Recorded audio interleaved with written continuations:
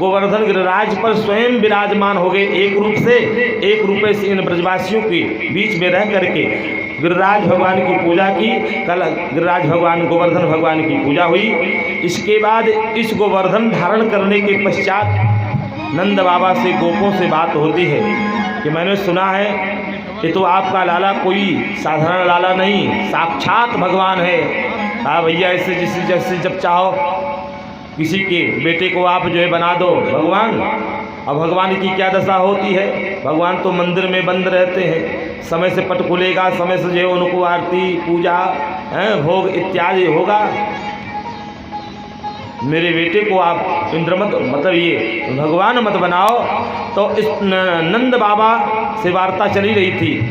अब बाल सखाओं ने कह दिया भैया हम सब तो जान रहे थे कि तू छोटा सा नन्हा सा, लेकिन अब पता लगा तू कोई साधारण नहीं, तो साक्षात भगवान है।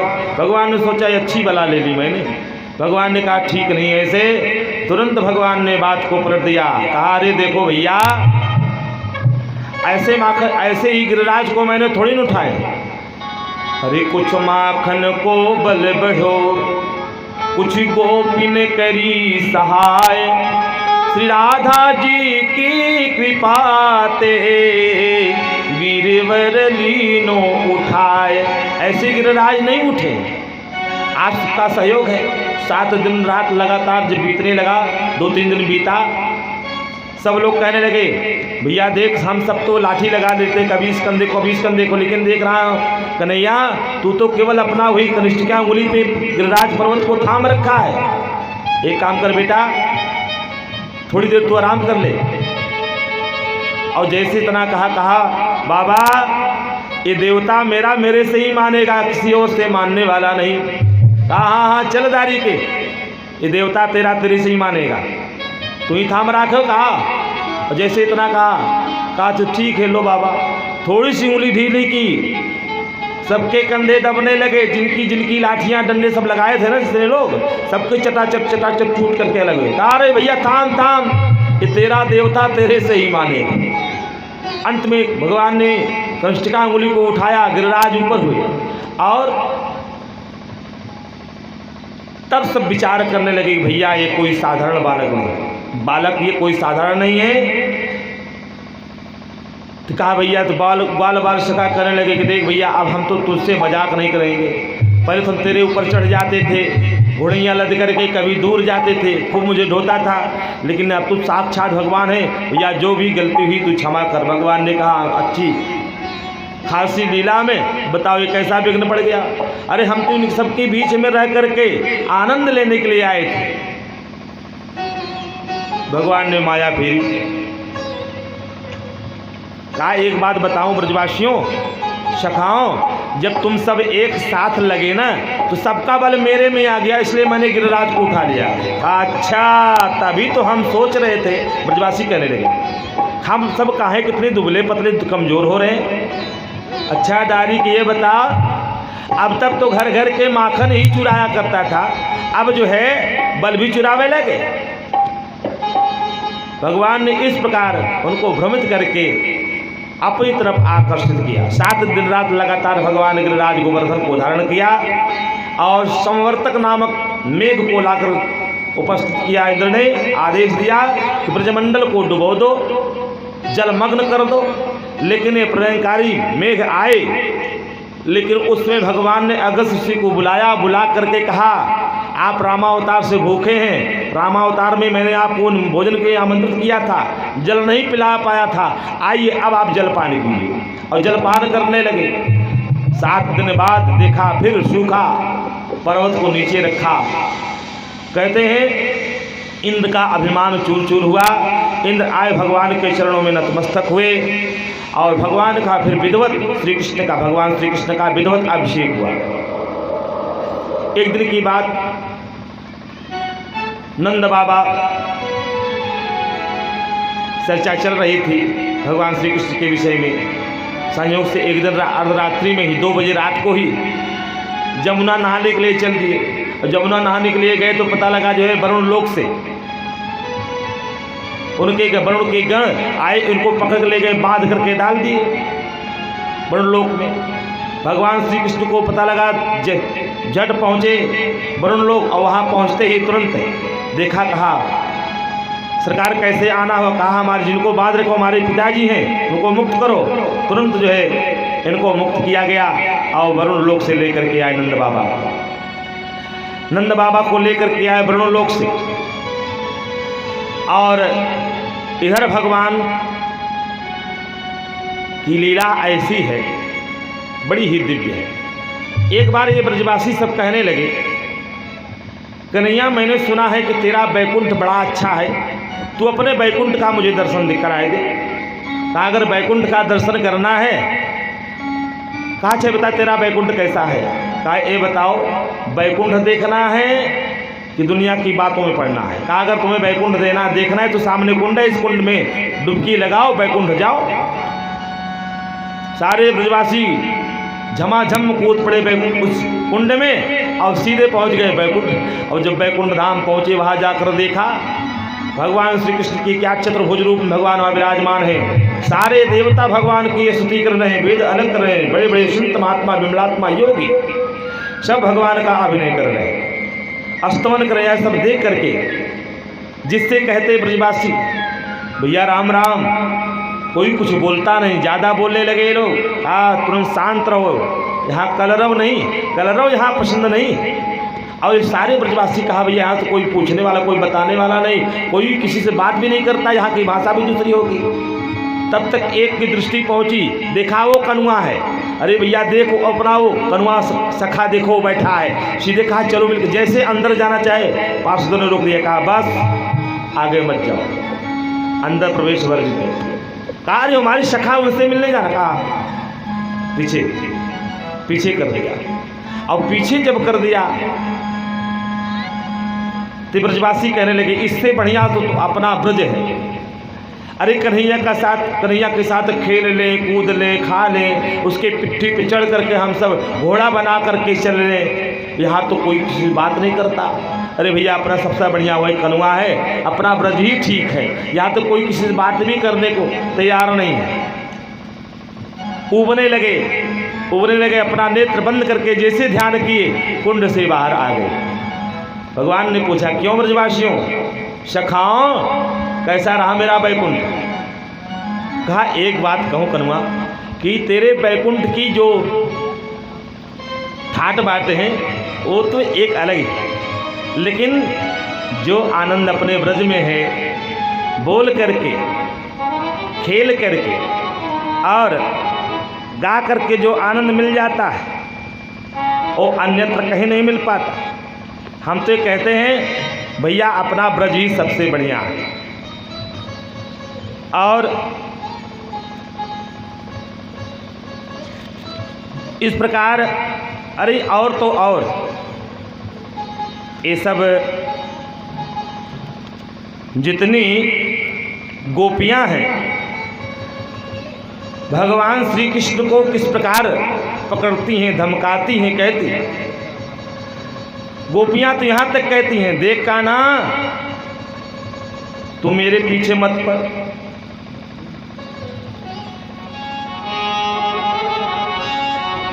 अरे तोहे काहू दिन हाथ लगाए दूंगी, मत फोड़ दही की मटकी। तोहे काहू दिन हाथ मत फोड़ दही की मटकी, काहू दिन हाथ लगाए दूंगी, मत फोड़ दही की मटकी। तोहे काहू दिन हाथ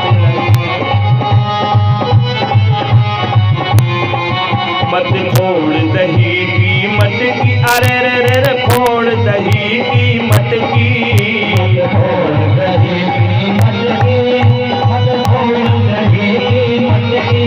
तोहे काहो दिन आए, तोहे काहो दिन हाथ, तोहे काहो दिन हाथ लगाए दूंगी, मत फोड़ दही की मटकी। तोहे काहो दिन हाथ लगाए दूंगी, मत फोड़ दही की मटकी। राधे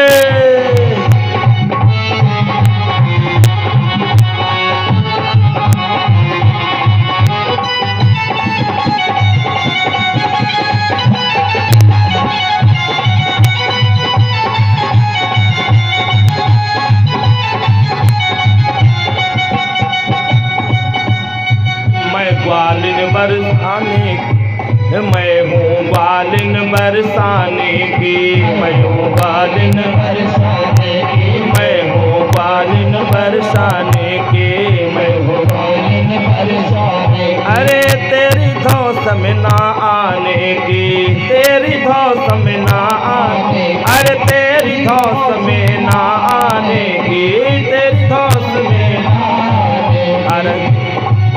अरे अरे तेरी रास्ता बंद कराए दूंगी, मती और दही की मटकी। अरे रास्ता बंद कराए दूंगी, मत और दही की मटकी। अरे फोड़ दही के मटकी, कनुआ फोड़ दही की मटकी, फोड़ दही की मटकी, कनुआ फोड़ दही की मटकी। तोहे काहो देने, तोहे काहो देने, तोहे काहो दिन हाथ लगाए दूंगी, मत छोड़ दहे के मटकी।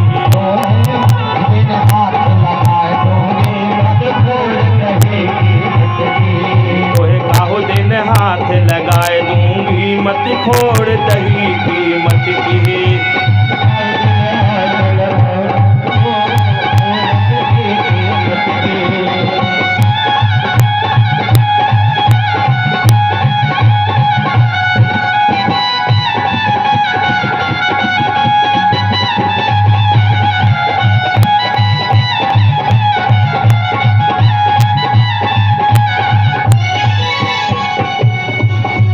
मातु यशोदा से कह आए, मातु यशोदा से कह आए, मातु यशोदा से कह आए, मातु यशोदा से कह आए। ये ब्रजवासियों के भाव है।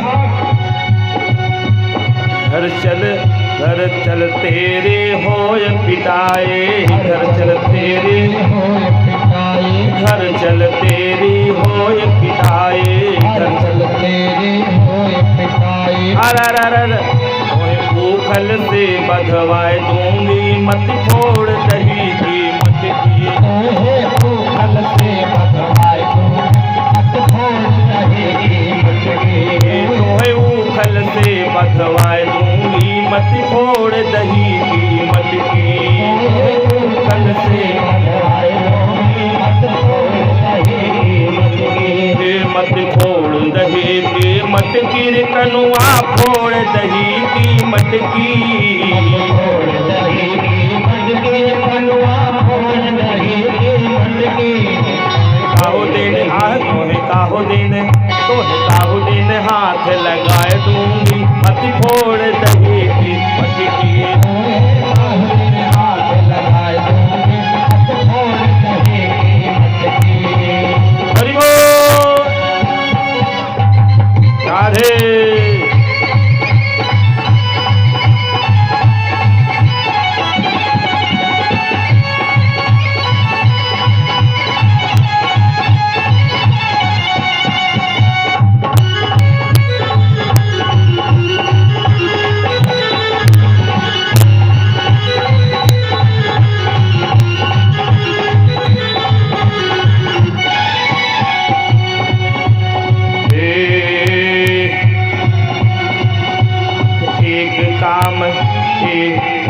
अरे एक कमरिया कारी तो पे एक कमरिया, अरे एक कमरिया कारी तो पे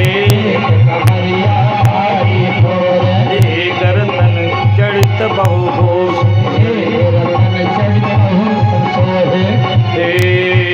रतन जड़ित बहुभूषण तो पे रतन जड़ित बहुभूषण। अरे रतन जड़ित बहुभूषण तो पे, अरे चोरी तो पे, मैं तो चोरी तो पे लगाए दूंगी, मत फोड़ दही की मटकी।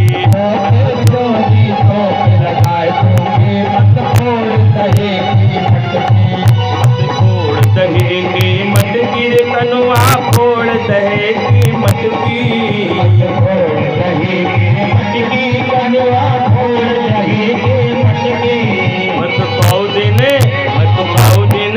मैं तो काऊ दिन हाथ लगाए दूंगी, मत फोड़ दही की मटकी।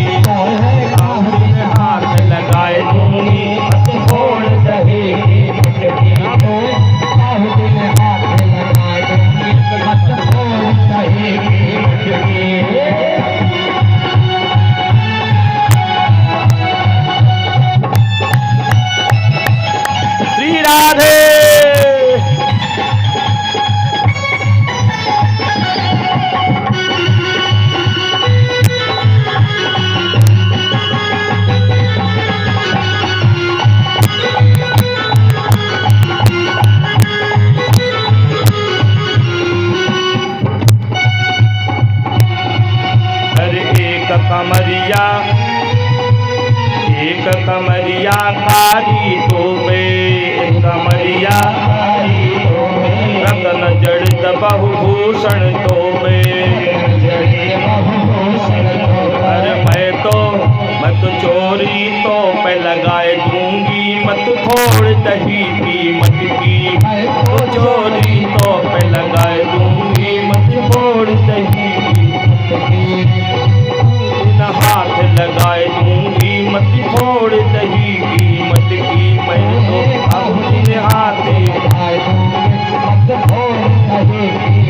हरि बोल।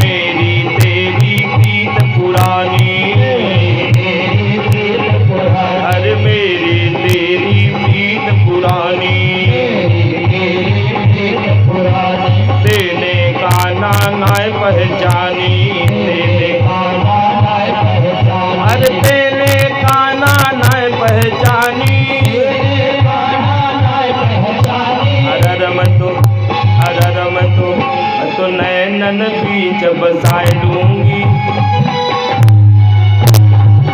तो नैनन बीच बसाए लूंगी। मत फोड़ दही कीमत की।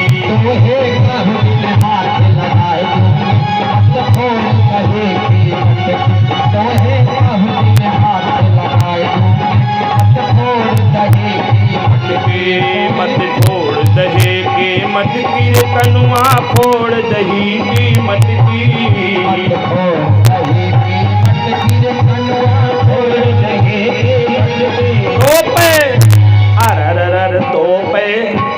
तोपे हाथ लगाए दूंगी, मत फोड़ दही की।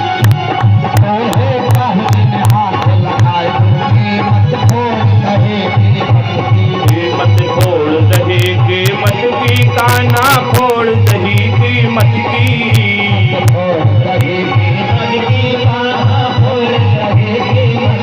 तोपे आओ दिन हाथ लगाए दूंगी, मत फोड़ दही कीमत की।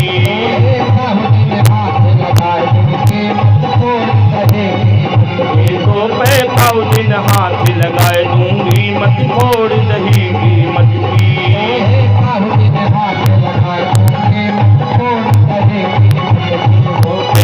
दिन हाथ लगाए दूंगी, मत फोड़ दही कीमत की। तोपे खाओ दिन हाथ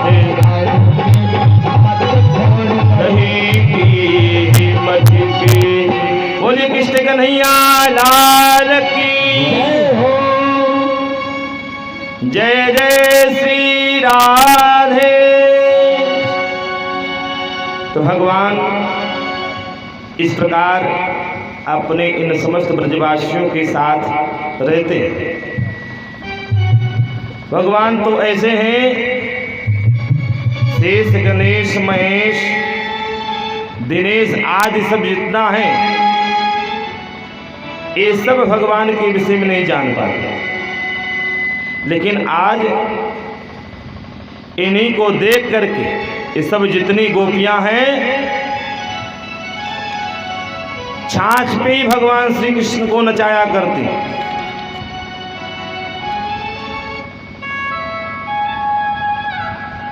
और भगवान की एक से एक बढ़ करके लीला हुई। और इसके बाद भगवान शरद पूर्णिमा में आवाहन करते हैं रात्रि में भगवान वंशी वादन करते हैं, वेणु वादन करते हैं जब, तो उस समय जितनी सारी गोपियां हैं मानो इनको सुनाई पड़ रहा है कि मेरा नाम लेकर के श्री कृष्ण बुला रहे हैं, आओ। ये सब सारी गोपियां अपने गृह का परित्याग करके सीधे पहुंच गई वन में। और उस चंद्रमा की पूर्णिमा को देख करके, शरद पूर्णिमा, भगवान वेणु वादन कर रहे हैं। और जब गोपियां पहुंची वहां न, तो वहां पहुंच करके भगवान श्री कृष्ण को देखी। भगवान श्री कृष्ण ने देखा सारी गोपिकाओं के एक साथ एकत्रित हैं। पूछा, कहा, अच्छा हो गोपियों, तुम इतनी अर्धरात्रि में क्यों? कोई खास बात? लेकिन गोपियां कुछ बोलती नहीं। भगवान, अच्छा अब मुझे समझ में आ गया तुम लोग क्यों आई हो। ये शरद पूर्णिमा के दिन ये चांदनी रात देखने के लिए तुम आई हो। देख लिया ना, अब जाओ। फिर भी गोपियां नहीं जाती। फिर कहते, अच्छा हो बंशी वादन सुन करके चली आई हो। सुन लिया ना, जाओ थोड़ी सी बंसी बजाया क्या कि चली आई। ये गोपियां जा नहीं रही। फिर भगवान कहते, ओ अच्छा, ये इस वन का सौंदर्य देखने के लिए तुम आई हो। अनेकों भाव सुखदेव भगवान ने दिया। भगवान श्री कृष्ण पूछ रहे हैं गोपियों से, मानो भगवान श्री कृष्ण कहलवाना चाहते हैं कि गोपियों, जब तक तुम नहीं कहोगी, व्यक्त नहीं करोगी, तब तक हम तुम्हें स्वीकार नहीं करेंगे। जब गोपियों ने कह दिया कि हे प्राण प्रियतम, प्यारे श्री कृष्ण, हम तो तुम्ही को चाह रही हैं, आपने मुझे बुलाया और बुलाने के बाद आप कह रहे हो जाओ।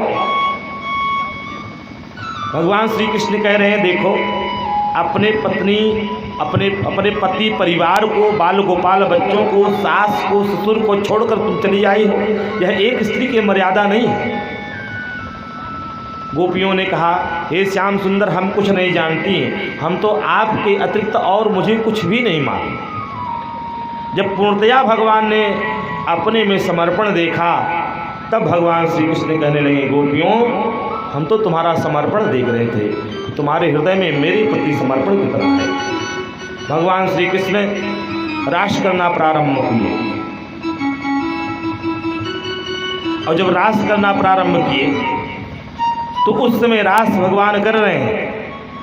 रास करते करते इन समस्त गोपिकाओं के मन में ऐसा भाव जगा कि देखो, अभी पहले कैसे अदरा रहे थे, लेकिन अब देखो कैसे सबके साथ नृत्य कर रहे हैं। तो मन की बात भगवान को समझने में देरी न लगी। इन समस्त गोपिकाओं के मध्य में नाचते नाचते भगवान ऐसे अदृश्य हो गए कि सारी गोपियां ढूंढती रह गईं, ढूंढते ढूंढते व्याकुल हो गईं। कभी पीपल से पूछती, कभी वृक्षों से पूछती, कभी तुलसी से पूछती, कभी जो है भंवरों से पूछती, अन्य सबसे पूछती। अंततः भगवान श्री कृष्ण का चिंतन करते करते स्वयं एक कृष्ण में हो जाती हैं ये सारी गोपियाँ। और बाद में विरह वेदना से कातर होकर पहुंची जमुना पुलिन पे। कहा, चलो हम सब वहीं पे भगवान नंद नंदन यशोदानंद वर्धन भगवान श्री कृष्ण को वहीं पे बुलाएंगी, कन्हैया को। यदि वहां आ गए तो ठीक है, नहीं तो उन्हीं जमुना पुलिन पे पहुंच करके जमुना में हम सब अपने प्राणों को विसर्जित कर देंगी। ये सारी गोपियाँ पहुँच करके बढ़िया सुंदर ढंग से गोपी गीत गाई है श्रीमद्भागवत महापुराण में। जयतेधिकम जन्मना व्रज। तो गोपियाँ ये सब मिल करके बढ़िया गोपी गीत गाई। आइए हिंदी कविता के माध्यम से थोड़ा आनंद लें। कहाँ खो गए तुम, कहाँ खो गए प्राण प्यारे, अब रहूंगी मैं किसके सहारे, अब रहूंगी मैं किसी के सहारे। तुम कहाँ खो गए, तुम कहाँ खो गए श्याम प्यारे, हम रहे अब रहूंगी मैं किसी के सहारे, अभी रहूंगी मैं किसी के सहारे, ओ अभी रहूंगी मैं किसी के सहारे। तुम तो कहते थे प्राण प्यारी, तुम तो कहते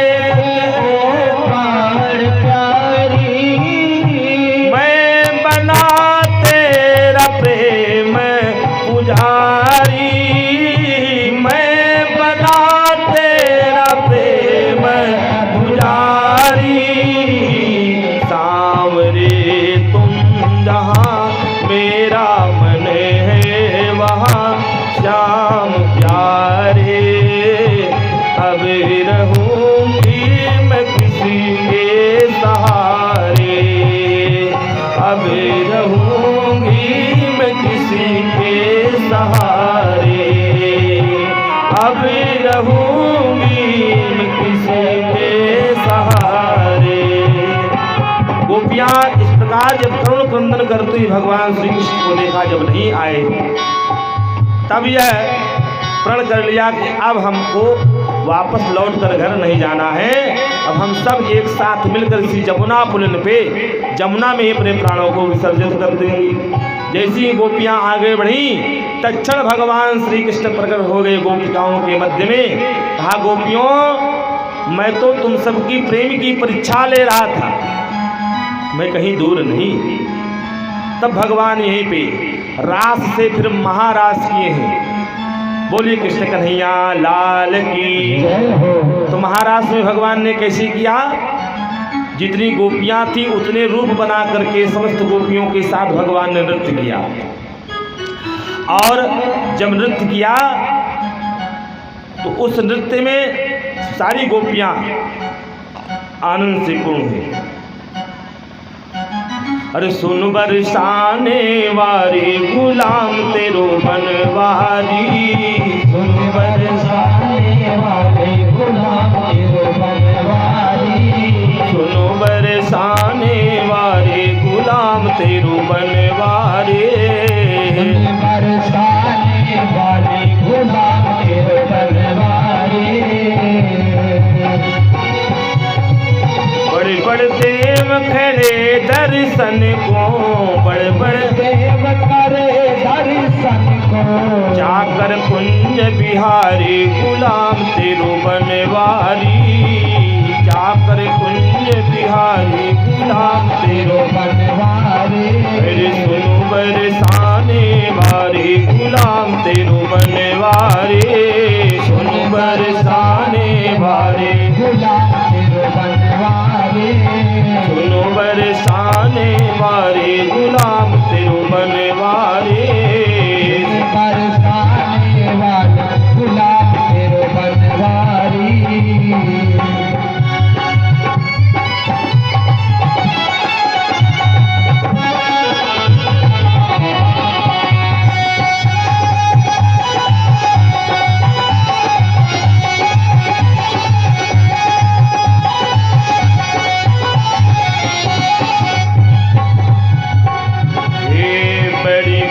अखियन में झीना झीना कजरा, बड़ी बड़ी अखियन में झीना झीना कजरा, बड़ी बड़ी अखियन में झीना झीना कजरा, बड़ी अखियन में झीना झीना कजरा।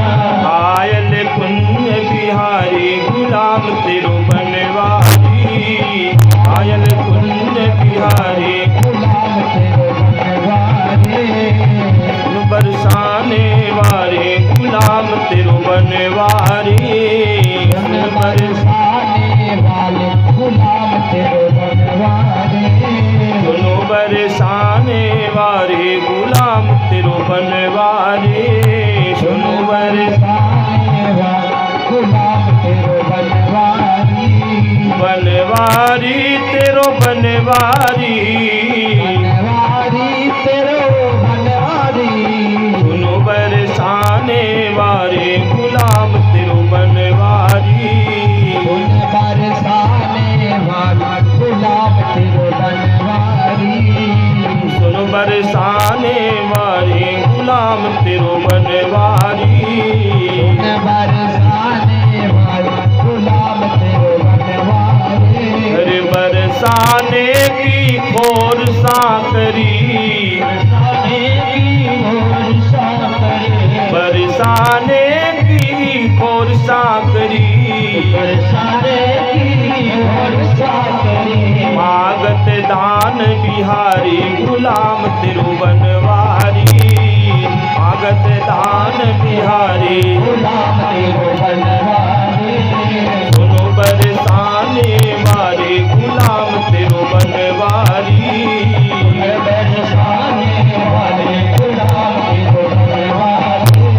कदम की डार पे झूला पड़ो है, कदम की डाल पे झूला पड़ो है, कदम की डार पे झूला पड़ो है, कदम की डाल पे झूला पड़ो है, कदम की डार पे झूला पड़ो है, कदम की डाल पे झूला पड़ो है। छोटा देव बिहारी गुलाम तेरो बनवारी, छोटा देव बिहारी गुलाम तेरो बनवारी। सुनो बरसाने वाले गुलाम तेरो बनवारी, बरसाने वाला गुलाम तेरो बनवारी। अरे सुनो बरसाने वाली गुलाम तेरो बनवारी, बरसाने वाले गुलाम तेरो बनवारी। सुनो बरसाने वाली गुलाम तेरो बनवारी, बरसाने वाले गुलाम तेरो बनवारी। सुनो बरसाने वाले गुलाम तेरो बनवारी, बरसाने वाले गुलाम तेरो बनवारी। बोलिए रास बिहारी भगवान की, कृष्णचंद्र भगवान की। भगवान इस प्रकार समस्त गोपियों के साथ रास विहार किए, रास से महाराज किए और फिर भगवान सुदर्शन और शंखचूर्ण का उद्धार किया। गोपियां आकर के आपस में युगल गीत गाया करती हैं। भगवान के साथ जो भी लीला हुई या जिस प्रकार नृत्य किया, जो भी उनके साथ घटना घटी, भगवान के साथ आपस में बैठ करके दो दो गोपी मिल करके युगल गीत गाती हैं। दो गोपी मिलकर बातचीत जो कर रही वही युगल गीत है। इसके बाद भगवान ने अष्टासुर का उद्धार किया और इसके बाद फिर कंस श्री अक्रूर जी को ब्रज में भेजता है।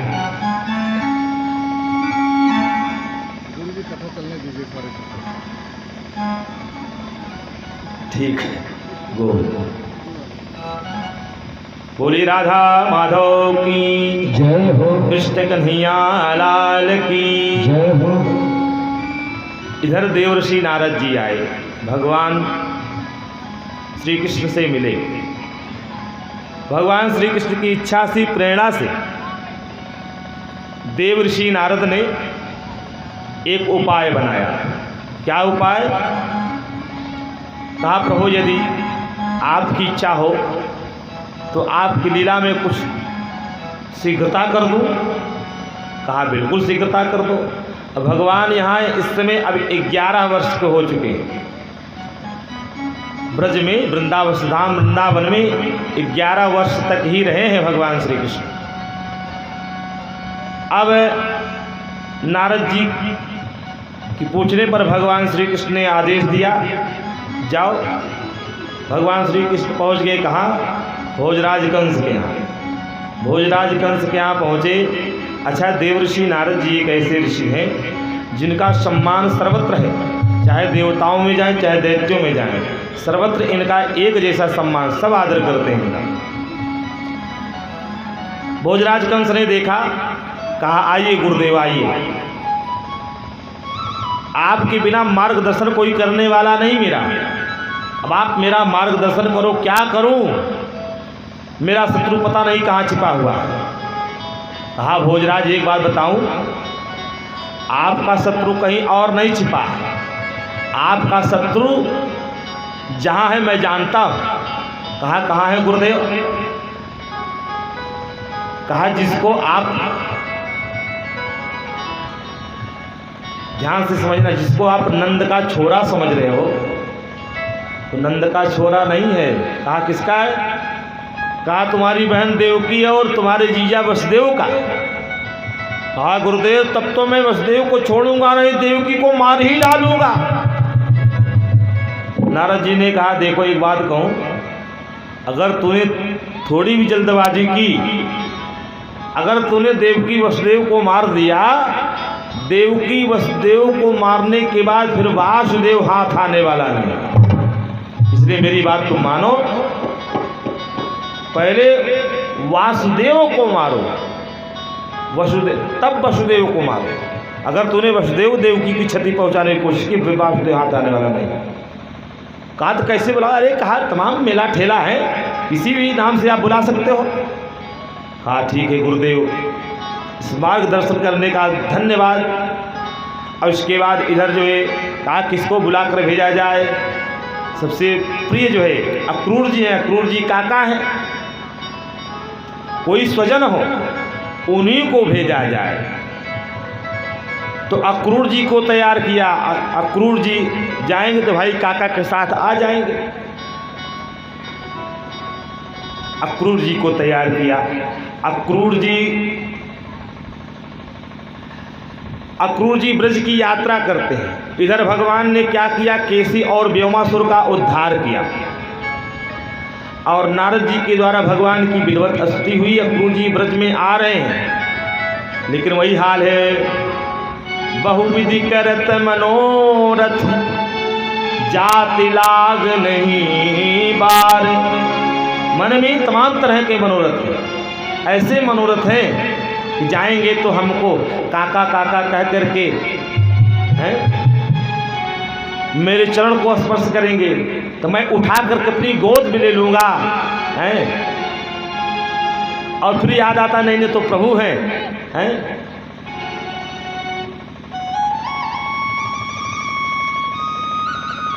गुण अवगुण प्रभु मानन काऊ, दीन बंधु प्रभु मृदुल स्वभाव।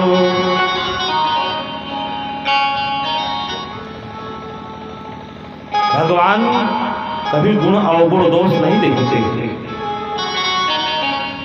गुण अवगुण प्रभु मानन काऊ, दीन बंधु प्रभु मृदुल स्वभाव। भगवान का मृदुल स्वभाव है। अक्रूर जी मन में विचार करते हुए पहुंचे। मन में आ रहे हैं, चले तो सुबह के, लेकिन याद आता तो फिर रुक जाते, रुक करके फिर चिंतन करने लगते प्रभु का। पता नहीं मुझसे मिलेंगे कि कहीं दूर चले जाएंगे, मेरे समक्ष आएंगे कि नहीं आएंगे। सोच ही रहे हैं, इतने में धीरे धीरे जब कुछ दूर आगे गए, भगवान की वो चरण चिन्ह दिखाई दिए जिनमें तमाम सब आयुध छपे हुए। उन चरण रज को उठा करके अक्रूर जी अपने सिर पे धारण करते, अपने मस्तक पे धारण करते। और तब तक सायंकालीन गोधूली की बेला हो गई। भगवान श्री कृष्ण गोचारण करके गौशाला में गायों को बांध रहे थे। इतने में अक्रूर जी पहुँचे। जब अक्रूर जी पहुँचे तो अक्रूर जी से मिल करके भगवान सारा वृतांत जान लिए। और भगवान श्री कृष्ण कह रहे हैं, काका एक बात कहूँ। प्रणाम किया तो कहा, काका एक बात कहूँ, सब मथुरावासी ठीक तो है? ठीक भी कैसे हम कह सकते हैं ठीक होंगे, क्योंकि जब तक कंस रूपी ग्रह मथुरा में विराजमान है तब तक कैसे ठीक रह सकते हैं लोग।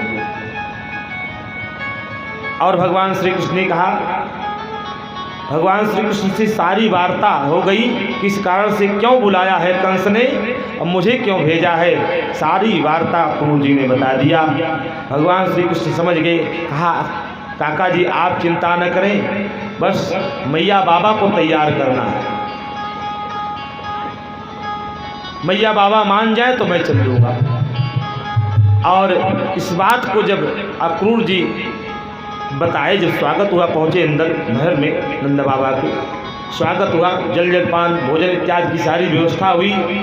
इसके बाद जब यह बात नंद बाबा को पता लगा कि मथुरा में मेला है, अक्रूर जी आए हैं लेने के लिए, कंस ने भेजा है,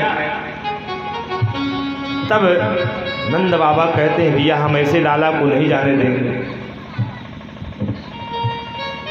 अरे कहा इसमें क्या बात है, मेला है, बच्चे हैं, चलकर देखा हमें। कहा लेकिन हम अकेले नहीं जाने देंगे, हम तो साथ में चलेंगे लेकर के। लेकिन इसकी मैया जब जाने देगी तब ना, इसकी मैया ही जब नहीं जाने देगी तो कैसे जाएगा। और जब मैया यशोदा के समक्ष ये बात आई तो मैया यशोदा सुनकर कहती है मैं नहीं जाने दूँगा बेलल्ला। मैंने आज तक कभी अपनी आंखों से ओझल नहीं होने दिया है। और जब भगवान श्री कृष्ण कहते हैं मैया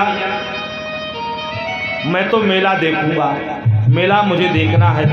मैया कहती है लाला देख, तुझे मेला देखने नहीं जाना है।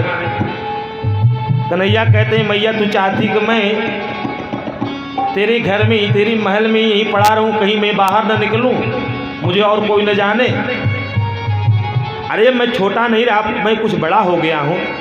अब फिर आज जाऊंगा, कल मेला देखूंगा, परसों वापस आ जाऊंगा। आज जा ही रहा हूँ, कल की बात है, परसों तेरे सामने हो जाऊंगा। तो इतने दिन के लिए, इतने समय के लिए तू मुझे नहीं छोड़ सकती। मैया यशोदा बहुत समझाने पर बात समझ में आई। और जब सुना इधर गोपियों ने, ग्वालों ने, तो ग्वाल बाल सका तो कहे कन्हैया हम भी चलेंगे तेरे साथ। कुछ गोप तैयार हो गए, कुछ ग्वाल बाल तैयार हो गए, सखा जितने थे भगवान श्री कृष्ण के, इस सब के सब तैयार हो गए। गोपियाँ जब सुनी तो गोपियों के मन में इतनी भयंकर वेदना उठी कि ये अक्रूर नहीं, ये तो साक्षात क्रूर है। मेरे प्रियतम प्राणधन को मेरे से दूर ले जाना चाहते। हम तो अपने प्राण प्रियतम को जाने नहीं देंगी, चाहे जो हो जाए। ये सब गोपियाँ पूरे ब्रज में खलबली सी मच गई और मानो एकाएक शोक का लहर उमड़ पड़ा हो। विरह व्यथित सारी गोपियाँ कहती हम नहीं जाने देंगे। जाकर भगवान श्री कृष्ण ने कहा कि जैसे भगवान श्री राम ने माता श्री जानकी जी से कहा कि देवी अब मैं कुछ ललित नर लीला करना चाहता हूँ, तब तक के लिए अब आप तुम अग्नि में निवास करो। जब लग कर हूँ निशाचर नासा, जब लग कर हूँ निशाचर नासा, जब लग कर हूँ निशाचर नासा, जब लग कर हूँ निशाचर नासा, तब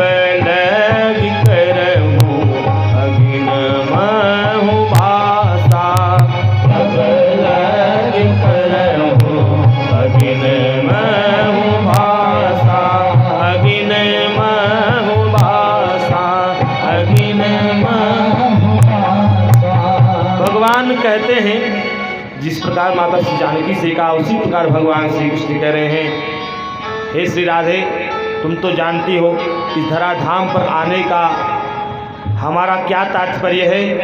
तो पृथ्वी का भार हरण करने के लिए कंस जैसे, कालियवन जैसे, जरासंध जैसे तमाम ऐसे महाआतताई भौमासुर आदि सब जितने बड़े बड़े सुभट निकाय हैं, राक्षस, इन सब का दहन करना है, इन सब का उद्धार करना है। पृथ्वी इन पापियों से जो है भारी हो चुकी है, इन सब पापियों को मुक्त करना है। पाप से जो बोझिल है पृथ्वी, इसको हल्का करना है। और हे श्री राधे, तुम तो मेरी आह्लादनी शक्ति हो, जब तुम चाहोगी तब हम तुम्हारे पास रहेंगे और तुम्हें केवल याद करने की जरूरत पड़ेगी। जब तुम चाहोगी तब तुम मुझे अपने पास बुलाओगी। श्री राधिका जी से अनुमति लेकर भगवान श्री कृष्ण वहाँ से फिर तैयार होते हैं। प्रभात होते ही नंद बाबा ने कह दिया, भैया जिसको जिसको मथुरा मेला देखने जाना है उसे तैयार, वो सब तैयार हो जाए। इतना सुनते सब लोग तैयार हो लिए, अपनी अपनी लड़िया बैलगाड़ी ले करके जाने लगे। इधर भगवान श्री कृष्ण और बलराम, कृष्ण बलराम अक्रूर जी के रथ पे सवार हो लिए चल रहे हैं। चले तो सबसे आगे, लेकिन सबसे पीछे पहुंचने की तैयारी है। इधर नंद बाबा जितने ग्वाल बाल सखा थे ये सब तो पहुंच गए, बड़ी शीघ्रता से पहुंच गए, 1-2 घंटे में पहुंच गए। और इधर अक्रूर जी जैसे रथ पे बैठा कर चले, सारी गोपियां सामने खड़ी हो गईं, लेट गईं, कहा हम अपने प्राण प्रियतम को जाने नहीं देंगे। लेकिन अंततः समझा बुझा करके भगवान श्री कृष्ण कहते हैं, देखो गोपियों, देखो गोपियों, आज जाऊंगा, कल रहूंगा, कल मेला देखूंगा, परसों वापस आ जाऊंगा। इस प्रकार इन गोपियों को समझा बुझा करके भगवान श्री कृष्ण रथारूढ़ होकर के अक्रूर जी के साथ आगे बढ़े। जैसे जमुना पुलिन पे पहुँचे, मन में याद आया, कन्हैया से कहा, कहो तो मैं यमुना जी में स्नान कर लूँ? हाँ हाँ काका जी बिल्कुल स्नान कर लो। जैसे यमुना में स्नान करने के लिए अक्रूर जी गए ना, इतने में देखा क्या, पहली डुबकी जब लगाए, डुबकी लगाते ही क्या देखा, जिन भगवान श्री कृष्ण को रथ में बैठा देखा, उन्हीं भगवान को साक्षात चतुर्भुज रूप में, नारायण के रूप में देखा, और जो बलराम जी साक्षात शेष के रूप में देखा। यह दृश्य देख करके स्वयं अक्रूर जी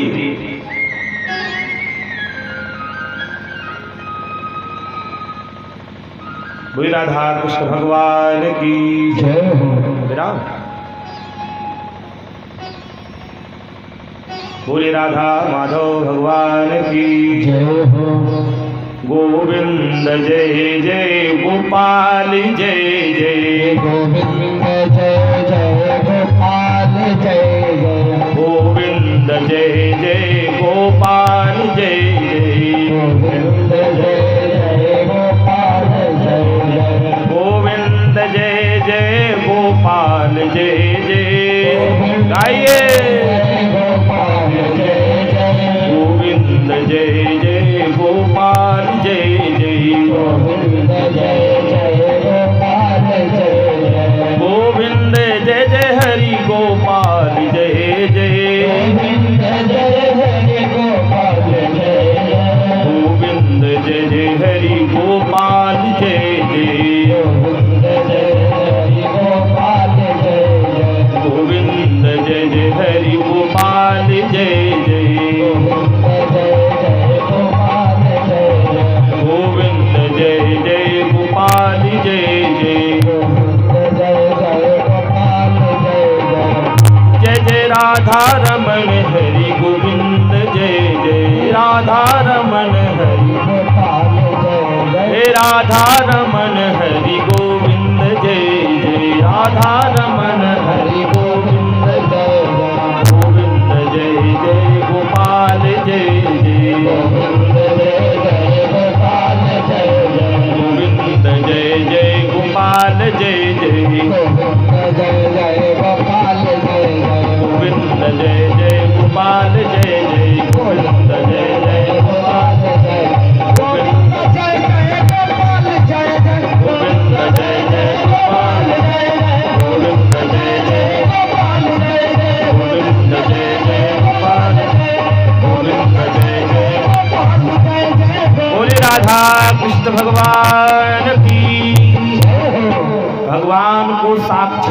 श्री हरि नारायण के रूप में देखा। कभी बाहर देखे, कभी अंदर देखे, अंदर बाहर देख करके फिर भगवान श्री कृष्ण की और बलराम जी की, अक्रूर जी की बड़ी ही निर्मल स्थिति करके पुनः रथारूढ़ करके फिर लेकर के आते हैं। सारी सेना गुप्तचर अपने लगा रखे थे, लेकिन अक्रूर जी ने समझ लिया, सारे सैनिकों को कहा बस डरने की बात नहीं। अक्रूर जी ने निवेदन किया कि प्रभु आप मेरे घर चलो। भगवान ने कहा देखो काका जी, मैं आपके घर अभी कैसे आ जाऊं, जब तक यह कंस रूपी ग्रह है, इसको समाप्त करने के बाद ही मैं आपके यहाँ आ सकता हूँ। कहा ठीक। अक्रूर जी को विदा किया। इसके बाद भगवान पहुँचे उस जगह जो अतिथि गृह कंस का था, जहाँ पे नंद बाबा आज जितने गोप ग्वाल सखा थे वहाँ पे पहुँचे। वहाँ पर पहुँच करके नंद बाबा ने पूछा लाला बड़ी देरी लगा दी, क्या बात? कहा बाबा मैंने विलम्ब नहीं किया, यही काका जी यमुना जी में स्नान करने लगे इसलिए इतना विलम्ब हो गया। चलो कोई बात नहीं। इसके बाद देखा कुछ समय था तो भगवान श्री कृष्ण ने कहा बाबा मेरी इच्छा है मथुरा नगरी में घूमने की। कहा तो देख लाला तू ऐसे नहीं जाएगा, क्योंकि तू तो उधम मचाता है। यदि मैं तुझे जाने दूं तो उधम मचाए कहीं कुछ तोड़ फड़ करके आएगा, दूसरी बला खड़ी हो जाएगी। कहा नहीं दाऊ भैया हैं, हम अकेले नहीं जाएंगे बाबा। कहा अच्छा ठीक है, जब दाऊ हैं, जब ये बलराम है तब तो जा दो। बलराम जी को साथ लेकर के भगवान श्री कृष्ण और कुछ ग्वाल बाल सखा साथ में लग दिए। और जब पहुँचे तो पहुँचने के बाद जैसे आगे बढ़े मथुरा जी में भगवान ने प्रवेश किया। मथुरा में जैसे प्रवेश किया तो उस समय देखा क्या कि सारे लोग यही कह रहे हैं देखो भैया देवी वसुदेव का लाल यही है, अरे इसने बड़े बड़े राक्षस को मार डाला, यह कोई साधारण बालक नहीं है, यह तो बहुत बड़ा वीर है, हम तो कहते हैं साक्षात नारायण भगवान है। तो जो भक्त थे, जो संत स्वभाव थे, भगवान ने उनको भगवान जो है इष्ट के रूप में, आराध्य के रूप में दिखे। तो कहते हैं एक बड़ी बढ़िया चौपाई श्री रामचरितमानस में आई। जाकी रही भावना जैसी, जाकी रही भावना जैसी, जाकी रही भावना जैसी, जाकी रही भावना जैसी। ओ प्रभु मूर्ति दे दीप तेसी, प्रभु मूर्ति दे दीप तैसी, प्रभु मूर्ति दे दीप तेसी, प्रभु मूर्ति दे दीप तैसी। ये विद्रा चाही जैसी भाऊ, जय विद्रा चाही जैसी भाऊ, तो दस देखूं कौशल राऊ, तो दस देखूं कौशल राऊ, जाकी रही, जाकी रही भावना जैसी, प्रभु मूर्ति दे दीन तेसी, प्रभु मूर्ति दे दीन तेसी, प्रभु मूर्ति दे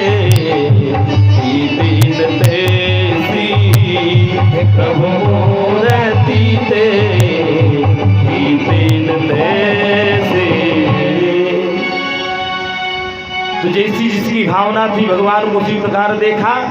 अच्छा, कोई अपने अंतःकरण घर में कोई बुलाकर स्वागत नहीं कर रहा भगवान श्री कृष्ण बलराम का। दरवाजे पे माल्यार्पण हो रहा है, चंदन लग रहा है, धूप दीप हो रही है? इसके बाद जो है जल जलपान कराया जा रहा है, हाल समाचार पूछ दिया जा रहा है। इसके बाद फिर आगे बढ़े। ऊपर से पुष्प की वृष्टि हो रही है, मथुरा में खूब बढ़िया स्वागत हो रहा है। आगे चले। अब कतारबद्ध सबकी भीड़ देख करके ये जो ग्वाल बाल सखा गए थे भगवान श्री कृष्ण के, इन्होंने कहा क्यों रे कन्हैया, यदि तू हमको पहले बताया होता तो हम भी तैयारी करके आए होते। तू तो सब बढ़िया बढ़िया अच्छा अच्छा पहन करके चला आया, हमें देख भिखमंगा जैसे लग रहे हैं। अच्छा ठीक, कोई बात नहीं, तू चिंता न करो, व्यवस्था हो जाएगी। आगे चल रहे थे कि इतने में कौन मिला? वह रजत धोबी मिला। वह धोबी मिला जो धोबी कंस का ही वस्त्र धुलता था। भगवान श्री कृष्ण देखा, कहा मामा जी, ने देखा कौन मामा जी कह रहा भाई? कहा मामा जी रुको। कहा मामा जी इसमें जो वस्त्र हैं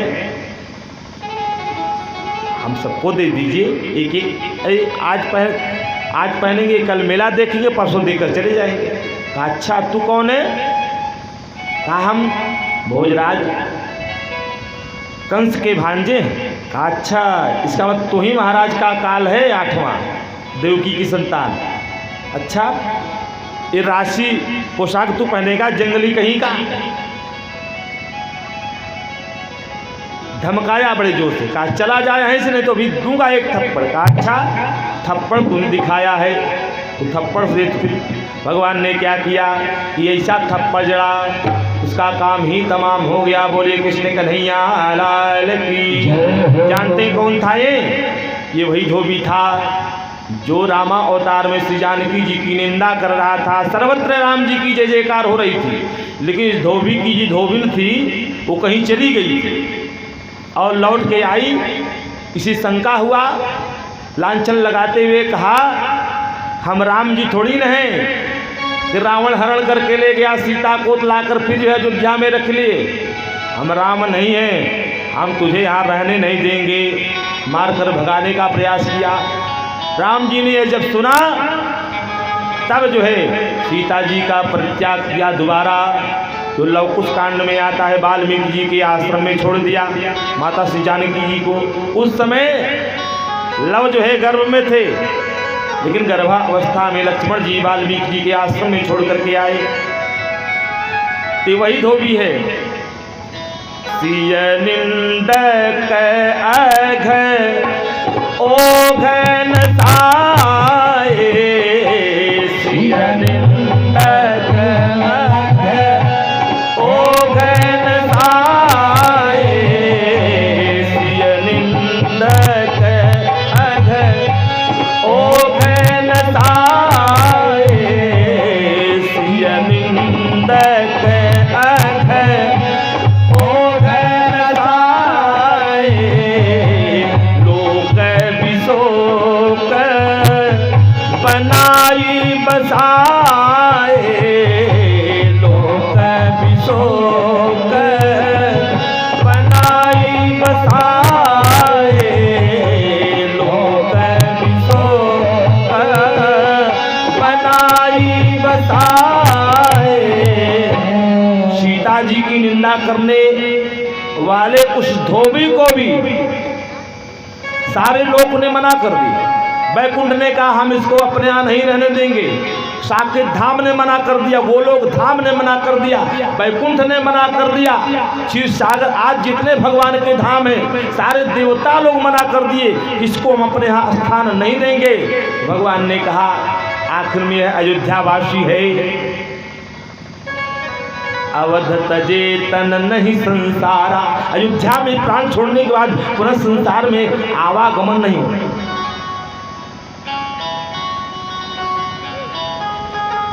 कहा यह अयोध्यावासी है, इसके लिए तो स्थान देना चाहिए। जब सारे लोगों ने मना कर दिया तब भगवान ने क्या किया कि इसके लिए एक अलग से लोक बना कर के इसको बसाया। सिय निंदक अघ ओघन साए, लोक विशोक बनाई बसाए, लोक विशोक बनाई बसाए, लोक विशोक विशोक लोक विशोक बनाई बसाए। विशोक नामक वैकुंठ बना करके उसे स्थान दे दिया। और इस प्रकार ये वही धोबी है, भगवान ने एक ही थप्पड़ में काम तमाम कर दिया। कहा ब्रजवासियों छांट लो अपने मन का पोशाक। अब राशि पोशाक सब छांट लिए, पहन तो लिए, पहन लिए। और जब चले तो पूरी सड़क साफ होती चले, और उठा ले तो मानो खूंटी पे टांग लिया हो। कहा वो कनुआ एक बात कहूँ, तू देख तो जरा पीछे मुड़कर तो देख रहा है पीछे सड़क साफ हो, राजमार्ग पूरा साफ हो रहा है, सफाई कर्मी की जरूरत नहीं। कहा इतना ही नहीं, और जो तू इसे मैं ऊपर कर ले तो जिससे लगता है खूंटी पे टांग ले। कहा चिंता न करो। आगे जब पहुंचे तो दर्जी मिला। दर्जी ने दृश्य को देखा था, धोबी को मरते हुए। दर्जी ने तुरंत मांग करके सारे वस्त्रों को सिल करके सबके एक तार का बना दिया। भगवान ने आशीर्वाद दिया, जाओ तुम्हारा कलयुग में बोलबाला रहेगा, कलयुग में तुम्हारा बोलबाला रहेगा, कलयुग में ही तुम्हारा खूब बढ़िया धंधा चलेगा। अब आज आप जाइए, एक कुर्ता सिलाना हो तो उसको 500-600 रुपया देना पड़ता है एक कुर्ता सिलाना। कपड़ा तो सस्ता है लेकिन सिलाई बड़ी महंगी है। एक ब्लाउज आप सिलाइए तो पता लगा 250, 300, 400, 500 जैसे है। कहें भैया हल्दी का भाव है, भैया जैसी चोट पिराए, जैसी चोट वैसी हल्दी के भाव है। तो कितना भी कम लेंगे, 150-200 रुपये, 250, 300 रुपये इतना ले लेते हैं। तो दर्जी का बोलबाला है, भगवान ने आशीर्वाद दिया। अब आगे चले।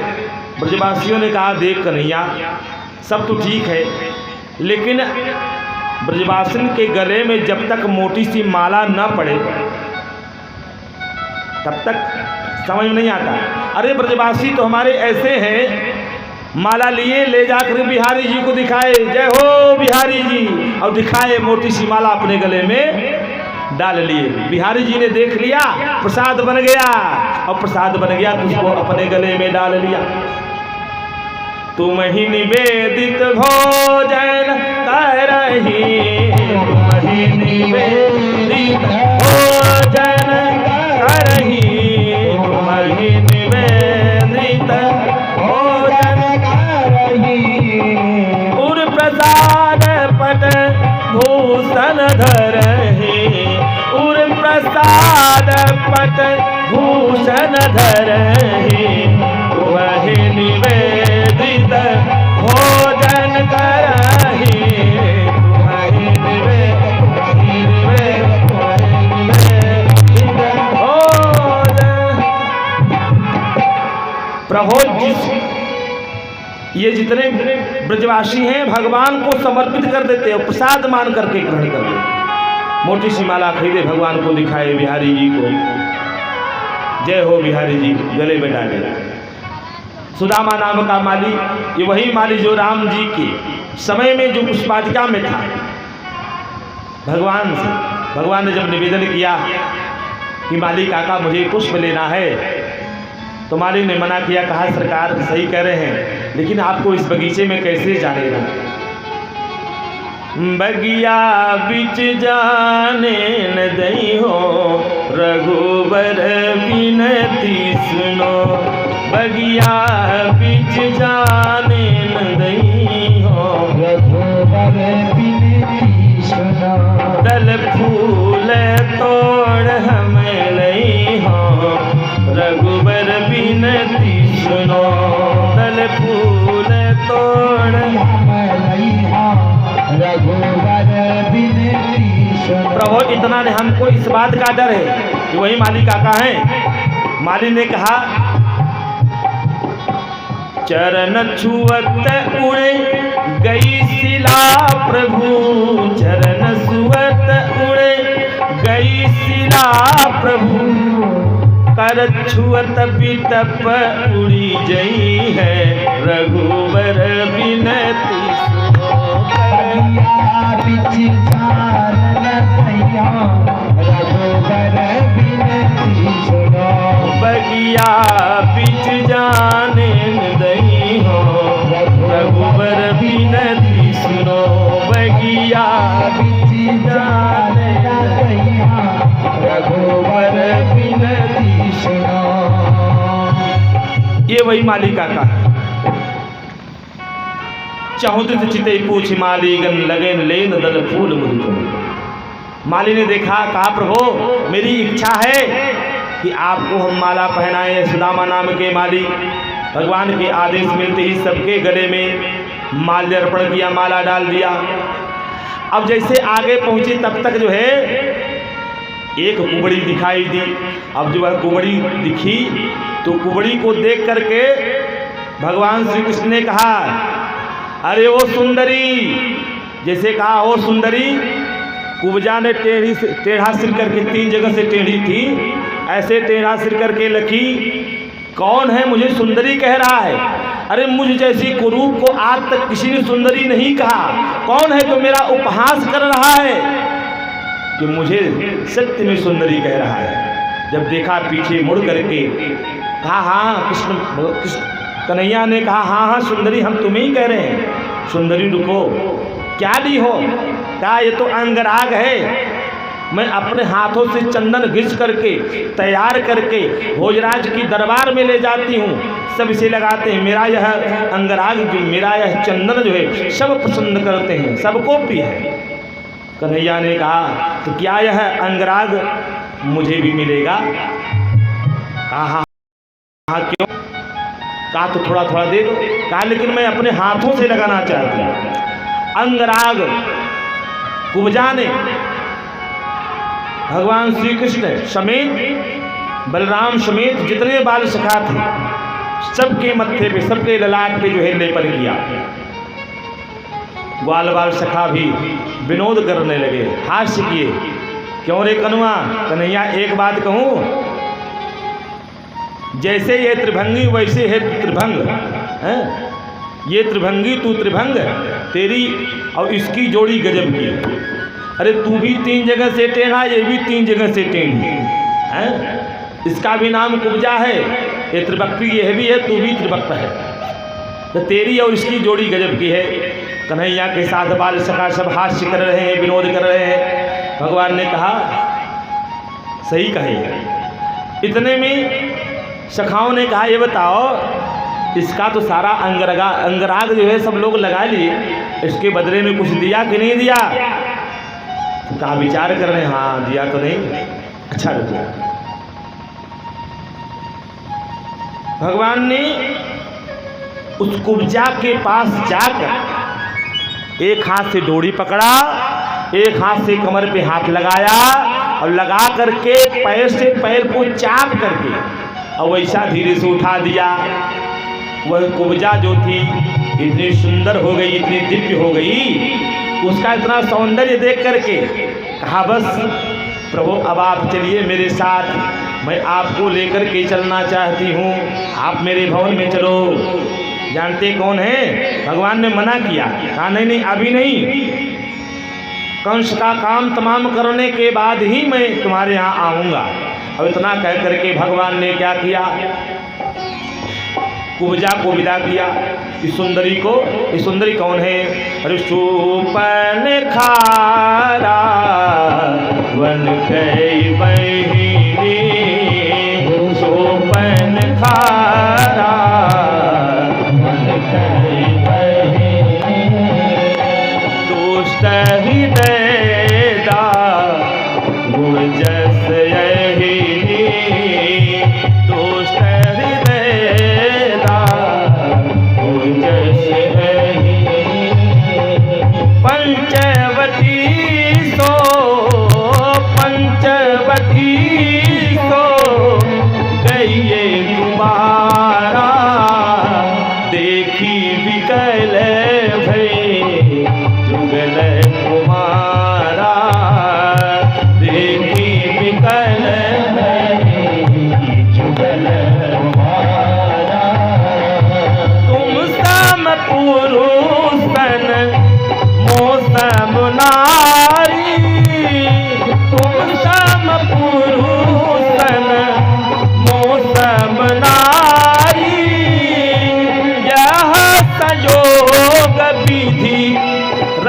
राजा बिचारी यह संयोग विधि राजा ताते अब लगी रहूं कुंवारी मन माना कछु नहीं निहारी मना कछु नहीं निहारे मन माना कछु नहीं निहारे मन माना कछु नहीं निहारे। तुम्हें देख करके मेरा मन कुछ बना है, अब तक तुम्हें कुमारी नहीं, विवाह करने की इच्छा नहीं। जैसे किसके पति का नाम था विद्युत जिह्वा, सुभद्रा के पति का नाम विद्युत जिह्वा था, रावण ने ही मार दिया। आज ये कही तुम सम पुरुषन मौसम नारी, यह संयोग विधि रचा विचारी। विवाह का प्रस्ताव लेकर के गई थे, भगवान ने मना कर दिया। लक्ष्मण जी ने नाक कान काट करके जब भेजा तो पति रूपी में प्राप्त करने के लिए पहुंच गई। कहाँ? लंका में सारे लोग मर गए, विभीषण को छोड़कर वो सब मर गए ना। तो उस समय सुपुर्णा कहाँ गई? तो कहाँ गई? सीधे चली गई पुष्कर क्षेत्र अजमेर। पुष्कर क्षेत्र में पुष्कर तीर्थ पुष्कर राज बैठ कर ब्रह्मा जी की तपस्या की। ब्रह्मा जी की तपस्या करके वरदान मांगा कि हम प्रभु को पति रूप में चाहते हैं।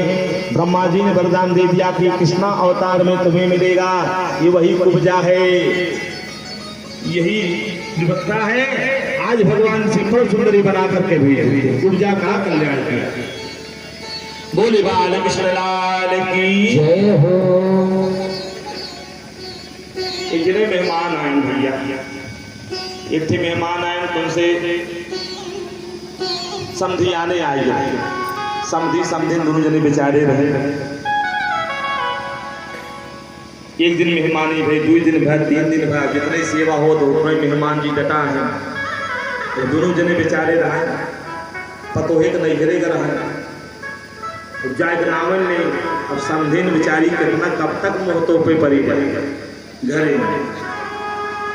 इधर कैसे जाए कब जाए? अब इनका बढ़िया बढ़िया मिलत बा, खात है पियत है परा है। कहे ऐसे में कहीं चले जुगाड़ कोई जाए, कहे कौन जुगाड़ हो? जुगाड़ चले हुए पहले इनका खियाए को बढ़िया से, तब हम वही दरवाजा जब पी जब फट फट फट फट बड़े जोर जोर चिल्लाए, अरे मोरे माई, अरे मोरे पापा, अरे मोरे माई, अरे मोरे पापा। सबके जान इनके अंदर ही हो भैया घर में झगड़ा हो, जब कुछ मिले उले न चला। अच्छा खियाई पियाई जनका जोन पर जैसे बैठे यहाँ लागे दरवाजा फट फुट फट फुट मारे, अरे माई जय जय फट माता, अरे माई, अरे पापा, अरे माई, अरे राम। तो चिल्ला ये बेचारू सोचल लागे झगड़ा हो। आपन सर सामान पैक और पैक करके सीधे चलत बन जैसे थोड़ी दूर गए तो दोनों जने बतलाए जाए, कहें देखा देखू ना कितना बढ़िया आइडिया रही। हमारा सब नाटक काम आई गए, नाटक के काम हो और वह कानवा सुनत रहे वो लौट जाए कहे हे भैया बहुत जाए खाली नाटक करते रहे जा वो बना। बोले कृष्णचंद्र भगवान की। तो कहीं कहीं ऐसा देखने मिलता, भगवान ने कहा हम जाने वाले नहीं, भगवान ने कहा हम जाने वाले नहीं, अब तो हम लीला करके जाएंगे। कुब्जा को भेजा भगवान ने। इधर जो भगवान सायंकालीन में उस धनुष की पूजा हो रही थी, जिस धनुष को परशुराम जी ने भोजराज कंस को दिया था कि जब तक यह धनुष है तब तक तुम्हारी गारंटी है, और धनुष टूटेगी तुम्हारी गारंटी खत्म। और धनुष की पूजा को विधिवत कराता था, उसकी देख रेख में तमाम ऐसे सैनिकों को रखा था। और जैसे भगवान श्री कृष्ण और बलराम पहुंचे, देखा पूजा हो रही, पूजा होने के बाद कहा क्या मैं इस धनुष को स्पर्श कर सकता हूँ, प्रणाम कर सकता हूँ? कहा हाँ हाँ कर लो। कुछ ने मना किया, कुछ ने कहा नहीं, अरे क्या जाता, बच्चे हैं, कर लो। गए, प्रणाम किए, कहा उठा लो। एक ने कहा हाँ उठा लो। कुछ हंसने लगे, इतना भारी धनुष कोई उठा नहीं सका। कोई कह उठा लो, हाँ उठा लो। कहते देर नहीं, कन्हैया ने धनुष को उठाया। हर लेता चढ़ावत खैंचत तारे, लेती चढ़ावत खैंचत तारे, आहुल लहकारे की सब आरे काहुन लखा देखी सब ठारे, तै चल राम मध्य धन तोरा, यही चल राम मध्य धन तोरा, भरे भुवन धुन घोर कठोरा, भरे भुवन धुन घोर कठोरा। जैसे राम जी ने प्रपंचा को क्षण मात्र में उठाया, धनुष को उठाकर प्रपंचा चढ़ाकर तोड़ डाला और भयंकर ध्वनि हुई, जिससे कि जितने भी दिशाएं थी, कुरुमु कले कलमल, ये सब कलमला करके कच्छप आदि ये सब अपने बड़े बड़े सिद्ध दिग्गज अपने कानों में उंगलियां देकर कहने क्या हुआ क्या हुआ। ऐसे ही भगवान श्री कृष्ण धनुष को उठाए, दो खंड करके रख दिए। जब दो खंड हुआ तब तो अफड़ा तफड़ी मच गई। ये सैनिक जितने थे ये सब अपने अपने अस्त्र शस्त्र मारने लगे। कन्हैया ने जब धनुष को तोड़ा, बलराम भैया ने कहा, दाऊ जी ने कहा फेंक लाला एक टुकड़ा धनुष का।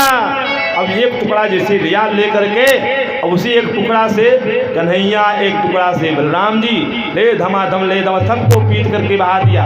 कछु मार सी कछु मर्द सी कछु मिले इसी धरी धूर, कछु पुन जाई पुकारे प्रभु मद कट बल भूत। जैसे हनुमान जी ने किया था ना, उसी प्रकार एक सैनिक दो चार सैनिक गए, कहा महाराज अनर्थ हो गया। क्या अनर्थ हो गया महाराज? धनुष टूट गया। कहा अगर धनुष टूट गया तो मेरी भी गारंटी खत्म हो गई। अब मैं कब तक जीवित हूं ये कोई नहीं जानता। कंस अपने सैया पर से, प्रयासन पर से उस ध्वनि में गिरा नीचे और सुन करके व्याकुल हो गया। और इतनी सी व्याकुलता हुई, बार बार ऐसे ऐसे दृश्य देख रहा है, ऐसे स्वप्न देख रहा है, देख करके बहुत बेचैनी हो रहा है। इधर जो है भगवान ने क्या किया कि देखा, धनुष को तोड़ दिया। धनुष ही रक्षा में थी और परशुराम जी ने कहा कोई इस साधारण कोई इस धनुष को तोड़ नहीं सकता, और जो इस धनुष को तोड़ देगा तुम्हें वो छोड़ नहीं सकता। आज धनुष जो है तोड़ दिया भगवान ने। धनुष को टूटने के बाद अब यह जो है कंस घबरा करके क्या करे, कुबल्यपील नामक हाथी को इतना मद्यपान कराया था, इतना मदिरापान कराया था। महावत को कहा था कि 3 द्वार बंद रहेंगे, एक द्वार पे लेके खड़े रहना, बाकी सब लोग अंदर रहेंगे। कृष्ण देवकी और वसुदेव जी को ला करके बस किया था। नंद बाबा आदि जितने गोप ग्वाल सखा बाल सखा थे, ये सब के सब उपस्थित थे, सारी सभा एकत्रित थी। इधर भगवान श्री कृष्ण बलराम जैसे ही उस मखशाला में, मल्लशाला में प्रवेश किए, मल्लशाला में प्रवेश करना चाहते हैं, लेकिन गेट पे वह महावत कुबल्य को लेकर के खड़ा है। महावत से कहा है, महावत हाथी को बगल करो। महावत ने कहा हाथी नहीं इधर उधर होगा, तुम्हारी जहाँ से इच्छा हो जाओ। और जैसे जब जाना चाहें, ये जाना चाहें तो पता लगा जो है जिस तरफ से जाना चाहे उसी तरफ कुबल्य को प्रेरित करे। अंततः भगवान श्री कृष्ण ने कुबल्य पीड़ का काम तमाम कर दिए। बोले कृष्ण कन्हैया लाल की। उसके दांत को उचार करके पीट पीट करके काम उसका तमाम कर दिया। कुबल्य भी उद्धार हो गया, महावत समेत कुबल्य का उद्धार किया। और उद्धार करने के बाद भगवान की इस आभा पर, छटा पर कुछ जो है रक्त की बूंदें भी पड़ी हुई है। यह दिव्य अलौकिक छटा भगवान की गजब की शोभा पा रही है। जैसे पहुँचे इधर सल तोसल मुष्टिक चारण आदि ये 10 पहलवान मल्लशाला में अभ्यास कर रहे हैं, अभ्यास कर रहे हैं। और अभ्यास करते देख मुष्टिक चारों ये सब बुलाने लगे, आओ हो, आइए आइए कृष्ण बलराम, आइए आइए, हम सब तुम्हारी प्रतीक्षा कर रहे थे। भगवान श्री कृष्ण बलराम ने कहा, भैया क्यों मेरी प्रतीक्षा कर रहे थे? अरे बस युद्ध के लिए। अरे तुमने इतने इतने वीरों को मारा है, तुम साधारण हो, आओ हमसे तुमसे एक एक दो दो हाथ हो जाए। भगवान श्री कृष्ण बलराम ने कहा, देखो कुश्ती तो बराबरी की होती है, तुम कितने बड़े हो और मैं कितने छोटा हूँ, कितना छोटा हूँ, और हमारी तुम्हारी बराबरी कैसे संभव? अब हमारे बराबर का लाओ। कहा नहीं नहीं, तुम साधारण नहीं हो। अरे तुमने अकासुर को मारा, बकासुर को मारा, आघासुर को मारा, तमाम ऐसे असुरों को मारा, तुम साधारण नहीं हो, आओ हमसे युद्ध करो। अंततः जो है भिड़ गए जबरदस्ती, मुष्टिक चारों भिड़े। तो उनका भी काम ऐसा तमाम किया। एक थप्पड़ जब भगवान श्री कृष्ण को जड़ा, भगवान ने कहा, अच्छा थप्पड़ चाहते हो? भगवान ने ऐसा थप्पड़ जड़ा, उसका काम ही तमाम हो गया। बोले कृष्ण कन्हैया लाल की। चारों का काम बलराम जी ने काम तमाम किया। ऐसे इस बार सलतोसल आए, इनका भी काम तमाम किया। 2 और आए, एक एक करके। अब इधर कंस चल रहा है, उठाकर पकड़ो, पकड़ कर कस कस के दबो तो बाहर न जाने पावे। लेकिन जो है जब 4-6 पहलवानों का काम तमाम हो गया, तब देखा तो 10 पहलवान एक साथ जुटे, सबका काम तमाम किया। भगदड़ मच गई, इतना ज़्यादा शोर मच गया। अब कंस ने कहा, पकड़ो पकड़ो, भागने न पावे, सबको मारो, नंद को मारो, वसुदेव को मारो, देवकी को मारो, सबको मारो, किसी को मत छोड़ो। और बाजा बजाने के लिए बुलवाया था कि जब कृष्ण बलराम मर जाएंगे हम बाजा बजवाएंगे। और कहा, जैसी चिल्लाने लगा तो बाजा वालों ने सुन लिया कि बाजा बजाने के लिए कह रहे हैं। अब इधर जो बाजा बजने लगा, जब इधर बाजा बजने लगा और उधर कृष्ण बलराम देखते ही क्षण मात्र में देखते देखते चढ़ गए कहाँ? कंस की उस कुर्सी पर, जिस सिंहासन पे बैठा था उस सिंहासन के पास पहुंच करके झट उसके बाल को पकड़ लिया। और पकड़ा जैसे कहा, कृष्ण मेरे केस को छोड़ दो। कहा, कैसे छोड़ दूं? ऐसे ही तूने मेरी माँ देवकी के बाल पकड़े थे, जैसे आज तुम्हें पीड़ा हुई थी ऐसी पीड़ा मेरी माँ को हुई थी। तुरंत उठा करके भगवान ने नीचे पटक दिया, और नीचे पटक दिया, सीढ़ी से डगलते हुए सीधे पहुंचा और उसके ऊपर भगवान श्री कृष्ण कूद पड़े। और जो कूद पड़े तो उसका काम तमाम हो गया। बोले कृष्ण कन्हैया लाल की। कृष्ण का भगवान श्री कृष्ण ने कंस का उद्धार किया। और कंस का उद्धार करने के बाद तब तक कंस की 2 पत्नी थी, अस्थि और प्राप्ति। अस्थि और प्राप्ति ये दोनों पत्नियां आई रोती हुई। भगवान श्री कृष्ण ने समझा करके कहा, मामी जी अब आगे की जो प्रक्रिया है अब आप करो, अब तो जो होना था सो हो गया। तो अस्थि और प्राप्ति ये जरासंध की दोनों पुत्री थी और कंस की पत्नियां थी। पहुंच गई अपने पिता के पास, जरासंध के पास जाकर के जब यह करुण क्रंदन किया तो जरासंध ने कहा, बेटी मैं तो तुम्हारे पति को वापस नहीं ला सकता, लेकिन हाँ कृष्ण बलराम को मैं अवश्य मार दूंगा, छोड़ूंगा नहीं। और इतना जैसे कहा करके फिर जो है अपनी तैयारी में लग गया। इधर भगवान श्री कृष्ण बलराम कंस का उद्धार करने के बाद महाराज उग्रसेन को राजगद्दी पे अभिषिक्त किया। महाराज उग्रसेन इस गद्दी के राजा बने। और राजा बनने के बाद तब भगवान को देखा, देवकी और वसुदेव को कारागार से इन बेड़ियों से मुक्त करके देखा तो एकाएक वात्सल्य भाव जगा माता देवकी का। और फिर भगवान श्री कृष्ण बलराम का यज्ञोपवीत संस्कार कराया। भये कुमार जब दो खाता, भये कुमार सब खाता, दीनी गने गुरु माता, दीनी गने गुरु माता, दीनी गने गुरु माता, दीनी जने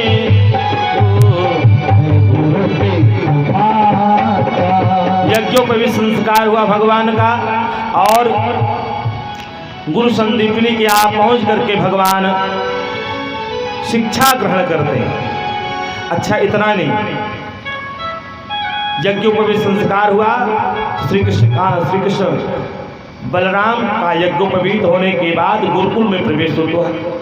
और गुरुकुल में प्रवेश कर भगवान ने ऋषि संदीपनी से सारी विद्याओं को अर्जन किया। अल्पकाल विद्या सब आई, सारी विद्याओं को अध्ययन किया। और अध्ययन करने के बाद जब अंत में चलने लगे, यहीं पे सुदामा जी से मैत्री हुई थी इसी गुरुकुल में। और चलने लगे, कहा गुरुदेव आपको मैं क्या दक्षिणा दूं? तो गुरु जी ने कहा देखो तुम सब जैसे शिष्यों को प्राप्त करके मेरी तो कोई इच्छा नहीं।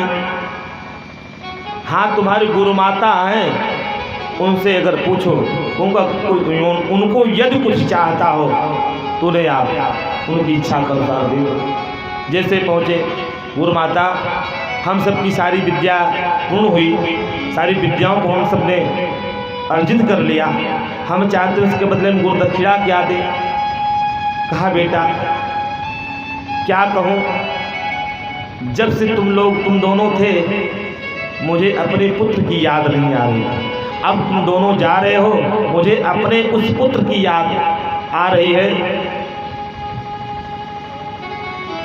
अपने उस पुत्र की याद आ रही है।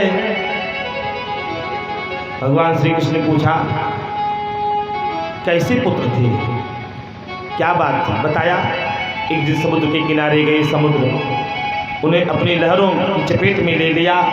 इसके बाद आज तक मेरा पुत्र मिला नहीं।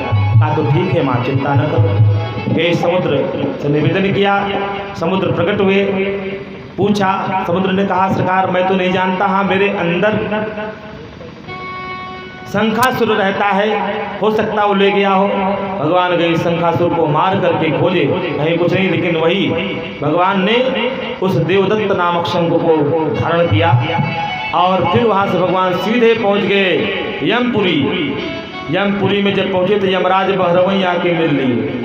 कहीं ऐसा न हो अंदर जाए जितना सब पापी हैं, वो सब दर्शन पाने के बाद ही सबका जो है उद्धार हो जाए, सब मुक्त हो जाए, बैकुंठ पहुंच जाए, गोलोक धाम पहुंच जाएंगे।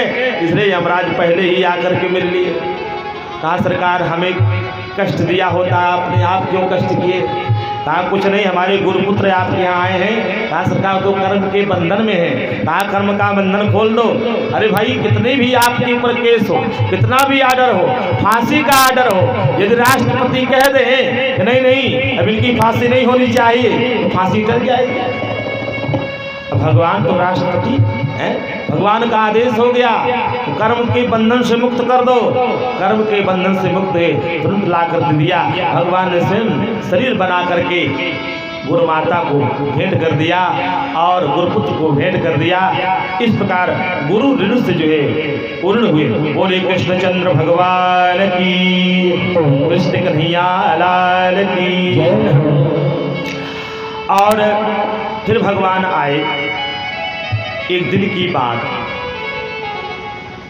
भगवान को जब अपने ब्रजवासियों की याद आती, भोले भाले प्यारे ब्रजवासी, उनको जब याद करते हैं तो नेत्रों में अश्रु आ जाता है। नेत्रों में अश्रु आ जाता है, नेत्र छलछला जाते हैं। जब याद तुम्हारी आती है मेरा जी भर भर जाता है। जब याद तुम्हारी आती है मेरा जी भर भर जाता है। मैं पली पली तुम्हें बुलाती हूँ, मैं पली पली तुम्हें बुलाती हूँ।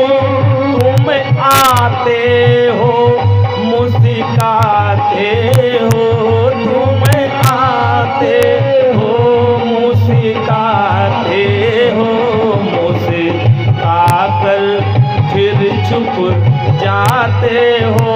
क्या यही तुम्हें सुहाता है, मुस्काकर फिर छुप जाते हो। क्या यही तुम्हें सुहाता है। जब याद तुम्हारी आती है मेरा जी भर भर जाता है। इधर गोपियां भगवान के चिंतन में, भगवान कह के गए थे आज जाऊंगा, कल मेला देखूंगा, परसों आऊंगा। बात परसों की कह करके गए कि परसों आऊंगा, लेकिन बात बरसों में बीत गई। परसों की बात बरसों में बीत गई। ये भी तड़प रही गोपियां भगवान श्री कृष्ण के विरह वेदना में। और इधर भगवान ने क्या किया कि देखा कि उद्धव जी आए। उद्धव जी भगवान के परम मित्र थे और देख करके उद्धव जी ने कहा, एक बात कहूँ कृष्ण, तुम रो रहे हो, तुम्हारा रोना देख करके, तुम्हारा मुख मलिन देख करके मुझे चिंता हो रही। क्यों रो रहे हो, रोने का कारण क्या है? भगवान ने कहा, उद्धव मेरे सखा, हे मेरे मित्र,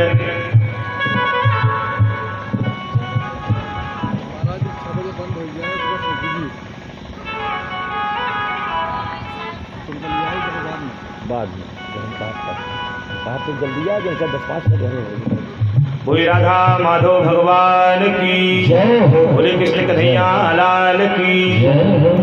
उद्धव जी कहने लगे, भगवान ने कहा उद्धव जी से, उद्धव जी अपने उन भोले भाले प्यारे ब्रजवासियों की याद आती है। उस सायंकाल की दोहनी, शाम की वही दोहनी, गायों की रवाना और गोपियों के घर में जाकर के वो माखन को चुराना, ग्वाल बाल सखा के साथ खेलना, वो सब मुझे याद आता है, मेरा जी भर भर जाता है। कहा ऐसा क्या कर दिया उन गंवारों ने, मैं चल करके समझाऊंगा। भगवान श्री कृष्ण ने कहा ठीक है, तुम्हें जाओ, एक पत्रिका लेकर के उद्धव जी को अपना स्वरूप दे करके, अपना परिधान दे करके, अपना मुकुट दे करके, अपनी वंशी दे करके, और उसी रथ में, जिस रथ में आए उसी रथ में बैठा कर उद्धव जी को भेजा। उद्धव जी गए तो सारे लोग दौड़ करके आए, कन्हैया आ गया, कन्हैया आ गया। लेकिन जाकर नजदीक से देखा तो कन्हैया जैसे उद्धव जी थे, कन्हैया नहीं थे। देख कर सब वापस चले गए। जहाँ भी बताया मैं कृष्ण का सखा उद्धव, तो गोपियाँ कहती क्यों आए हो? कहा संदेशा लेकर के आया। कैसा संदेशा है? कहा कृष्ण का संदेशा है। मेरे लिए क्या भेजा है? गोपियाँ खड़ी हो जाती हैं एक एक करके, कहती मेरे लिए क्या भेजा? उधर से कहती मेरे लिए क्या भेजा? उधर से कहती मेरे लिए क्या भेजा? क्या भेजा? पत्रिका एक है, पता लगा जो है पत्रिका एक दूसरे को पकड़ने में पत्रिका जो है कई टुकड़ों में विभाजित हो गई। पत्रिका नहीं। नंद बाबा महल में जाके देखे, पानी का पनारा बह रहा है। पूछा नंद बाबा का महल कौन है? कहा यही, नाला पकड़ के चले जाओ, वो पनारा कोई और नहीं, नंद बाबा और मैया यशोदा के नेत्र से गिरे हुए अश्रु है, उसी से पनारा बह रहा है। ये जो धारा बनी हुई है, श्री कृष्ण के विरह में, याद में तड़प रहे हैं दोनों। कोई जाकर के गोपी कहती है, या जैसे उद्धव जी पहुँचे कोई गोपी अपने बच्चे का जन्मोत्सव नहीं बताती, जन्मदिन नहीं बताती कि आज मेरे लाला का जन्मदिन है। कहीं ऐसा न हो मैया को याद आ जाए मेरे लाला का आज जन्मदिन है, जन्माष्टमी है। रोहिणी नक्षत्र में कोई उस नक्षत्र का नाम नहीं लेता कि रोहिणी नक्षत्र में मेरे लाला का जन्म हुआ है। कहीं ऐसा न सुनने के बाद मैया यशोदा अपने लाला को याद करने लगे। उद्धव जी पहुँच गए, पहुँचा, कहा मैया यशोदा, मैया जोर जोर से चिल्लाने लगे, है धीमे बोलो, मेरा लाला सो रहा है। भक्ति बनी हुई है, ये प्रेम है उन ब्रजवासियों की। माँ जो है कहीं मेरा लाला सो रहा है पालने में, धीमे बोलो। ले जाकर के जब उद्धव जी को दिखाया पालने में, पालना खाली है। उद्धव जी ने देखा यह प्रेम है, यह माँ का एक आह्लाद, हृदय का एक उद्गार है कि जो कि अपने पुत्र के वियोग में पागल सी हो गई है। ये मातृत्व स्नेह है। नंद बाबा और सबको समझा बुझा करके अंत में गोपियों से सबसे कहते हैं, देखो कन्हैया जिनको आप अपना पुत्र मानते हो, पुत्र नहीं, साक्षात नारायण है, ईश्वर है। नंद बाबा कहते हैं हमने तो कभी उसके अंदर ईश्वरत्व देखा नहीं, हमने तो उसे हर समय अपना पुत्र ही मान करके देखा। छोटा सा नन्हा सा लल्ला मैंने देखा, मेरा तो लल्ला है, मेरा वो छोटा सा कन्हैया है। हमने कहा आसमाना को मेरा भगवान है? अच्छे खासे छोटे नन्हे मुन्ने बच्चे को भगवान बना दोगे? हम भगवान मानने को तैयार नहीं। और इस प्रकार उद्धव जी गए थे ज्ञान की गश्ती लेकर के, राधिका जी के श्री राधा रानी के पास पहुँचे। वहाँ भी ढेर सारी बात बताने, कहा नहीं है कुछ सर्वत्र है। श्री राधा रानी को देखा, राधा रानी निज पद नयन दिए मन राम पद कमल लेन परम दुखी भा पवन सुत देख जानकी जी। जैसे श्री हनुमान जी महाराज जाकर के माता श्री जानकी को देखा कि अपने निज चरणों में अपना ध्यान लगा कर रखी थी, ठीक उसी प्रकार श्री राधिका जी अपने जो है चरण को देख रही, नाखून के शरीर कृषित है, शरीर प्रसिद्ध हो चुका है, दुबला पतला हड्डियों का ढांचा कंकाल है, लेकिन देख रही हैं अपने निज पद नयन दिए, अपने मन को अपने चरणों में लगा कर रखी हैं। क्योंकि जो श्याम सुंदर की चरणों में जो चिन्ह है वही चिन्ह माता श्री किशोरी के चरणों में है। ध्यान लगा के बैठी है। कई बार जब कहा कृष्ण कहाँ नहीं, सर्वत्र है, कहाँ कृष्ण की बात करते हो? देखना चाहते हो उद्धव? देखो कृष्ण ही मेरे पास। देखा माता श्री किशोरी श्री राधिका राधा रानी ने नंदन कृष्णचंद्र को इतने में तुरंत देखा, प्रकट सामने देखा। देख करके उद्धव जी कहना चाहते हैं, यदि आपको ही आना था यहाँ पे, इस प्रकार मुझे भेज करके आपने इतना बेइज्जत क्यों किया? जब आपको ही आना था, इस प्रकार मुझे क्यों यहाँ पे इस झंझावात में भेजा? एक हो तो समझाओ, जब पूरे कूप में पड़ी भांग किसको समझाएं? गोपियों ने कहा ये तो प्रेम की बात है उद्धव, ये तो प्रेम की बात है उद्धव, बनेगी तेरी बस की नहीं है, ये तो प्रेम की बात है, बनेगी तेरी बस की नहीं है, ये तो प्रेम की बात है। यहाँ सर देकर होते हैं सौदे, यहाँ सर देकर होते हैं सौदे,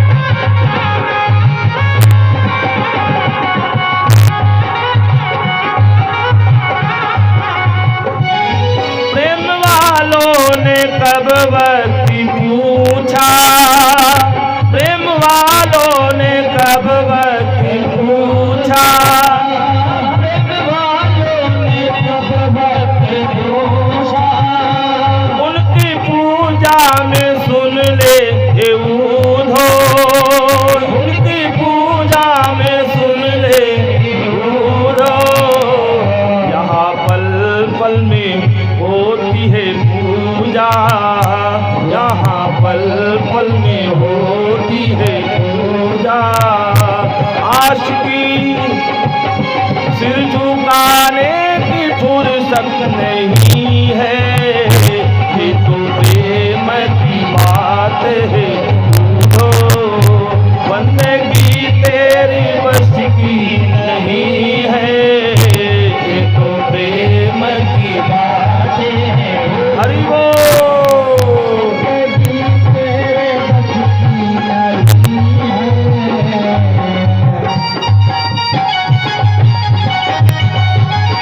गोविंद।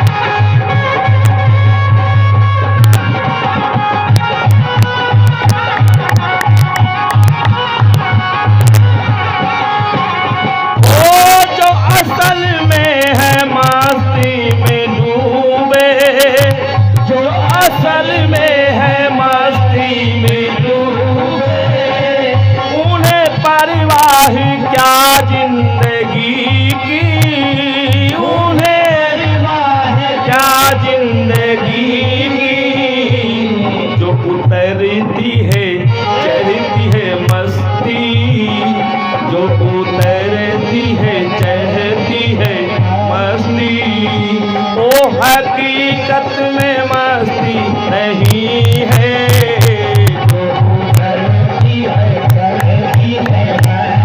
हरि बोल।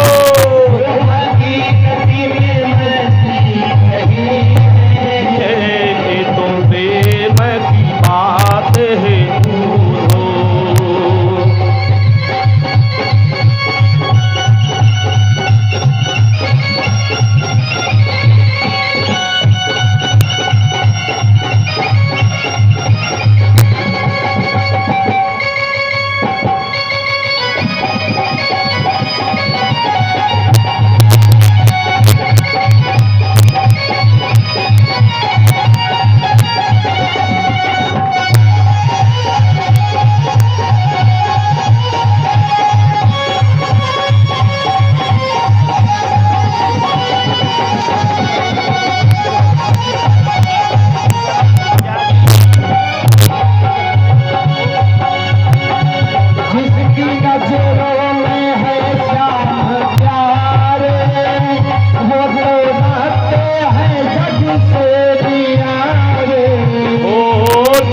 नजरों में है श्याम प्यारे, वो तो रहते सदा जग से न्यारे।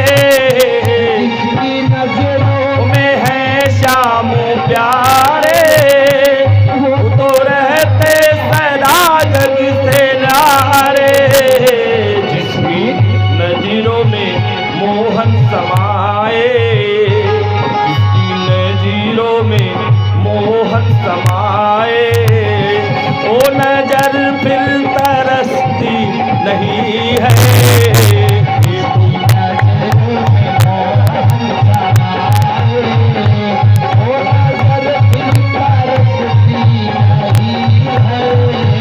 ये तो प्रेम की बात है। हरि बोल।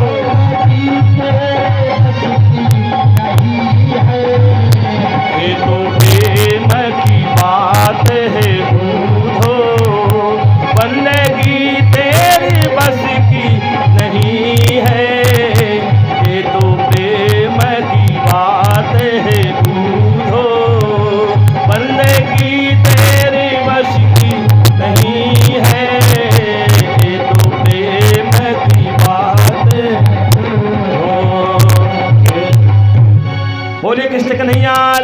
की। इस प्रकार गोपियों ने कहा देखो, अच्छा तो 10 मिनट और मौका दीजिए, 10 मिनट, इस बार झांकी लगी 10 मिनट बाद। 10 मिनट में आप सबके समक्ष झांकी प्रस्तुत हो रही है। और इधर जो है उद्धव जी गए थे ज्ञान की गठरी लेकर, लेकिन भक्ति वहाँ भक्ति से सराबोर हो करके वापस पुनः आए। और इधर जो है जरासंध 23 अक्षौणी सेना लेकर के मथुरा पर आक्रमण किया। भगवान ने विश्वकर्मा को आदेश दिया समुद्र में द्वारिकापुरी बनाने, द्वारिकापुरी का निर्माण हुआ। इधर जो है 23 अक्षौणी सेना लेकर के जरासंध भगवान श्री कृष्ण से युद्ध करने के लिए मथुरापुरी पे आक्रमण किया। और भगवान ने रात्रि भर में समस्त मथुरावासियों को उठा करके द्वारिकापुरी में स्थापित कर दिया। और इधर जो है 18वीं बार जब यह जरासंध कालयवन जो मलेच्छों की सेना के साथ उपस्थित है, कालयवन को साथ लेकर के जब आक्रमण किया तो उस समय भगवान श्री कृष्ण रण छोड़ करके भागे। क्यों? क्योंकि यह जरासंध ब्राह्मणों की सेवा करके उनसे आशीर्वाद विजयी होने का लेकर के यह जरासंध आया था। इसलिए भगवान ने ब्राह्मणों का सम्मान करने के लिए रण छोड़ करके भाग जाते हैं और पूरे मथुरा को घेर करके, प्रहसन नामक उस पर्वत को घेर करके उसमें जो है यह जरासंध आग लगवा देता है और स्वयं विजयी घोषित अपने आप को करके विजय का झंडा फहराता हुआ अपने राज्य को चला गया।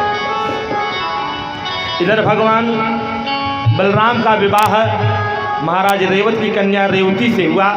रेवती त्रेता युग से पड़ी थी विवाह करने के लिए, काफ़ी बड़ी थी। और जब बलराम जी गए तो बलराम जी के साथ अब दुल्हन कितनी बड़ी हो, दुल्हा छोटा हो, कैसे बात बनेगी। तो ऐसे में भगवान श्री कृष्ण इधर कालयवन को बहकाते हुए लेकर चले गए कंदरा में। भैया झांकी आ रही है, झांकी का आप सब स्वागत करिए। बोलिए राधा कृष्ण भगवान की, लक्ष्मी नारायण भगवान की।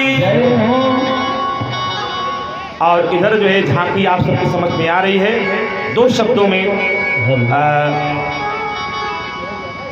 कथाक्रम को बढ़ाते हुए स्थान पे लाकर रखें। इधर भगवान बलराम का विवाह रेवती से हुआ और भगवान श्री कृष्ण कालयवन को ले जाकर के राजा मुचकुंद जो गुफा में सो रहे थे उनकी दृष्टि से जलवा करके भस्म किया और स्वयं भगवान जो है पधारे कहाँ, द्वारिकापुरी में। कुंदनपुर से माता रुक्मिणी ने संदेश भेजा है, पत्रिका ब्राह्मण के द्वारा ब्राह्मण देव से पत्रिका प्राप्त कर भगवान श्री कृष्ण स्वागत कर ब्राह्मण का सीधे रथ पे सवार होकर के पहुंच गए कुंदनपुर और माता रुक्मिणी को लेकर के वहां से सीधे यहाँ आते हैं द्वारिकापुरी में। बढ़िया धूमधाम से भगवान श्री कृष्ण का विवाह होता है। कोई राधा कृष्ण भगवान की, कृष्ण कन्हैया लाल की। तो इस समय आप सबकी झांकी, आप सबके समक्ष झांकी प्रस्तुत है। और आइए एक भजन का आश्रय लेते हुए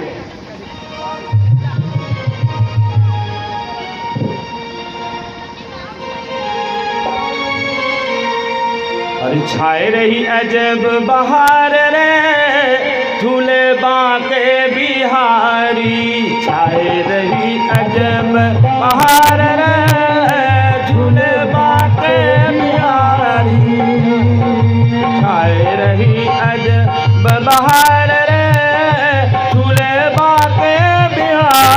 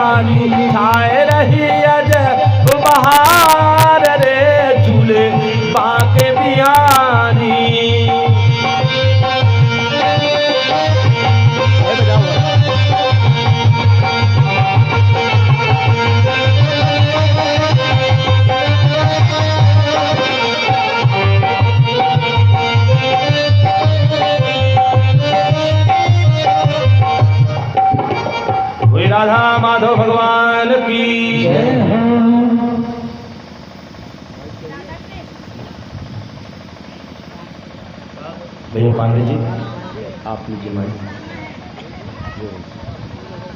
महाराज जी, मैं ये खबर महाराज जी, अब गए जाएं? अब गए जाएं? महाराज जी बहुत बढ़िया शोभा है। अब आप स्वागत कीजिए।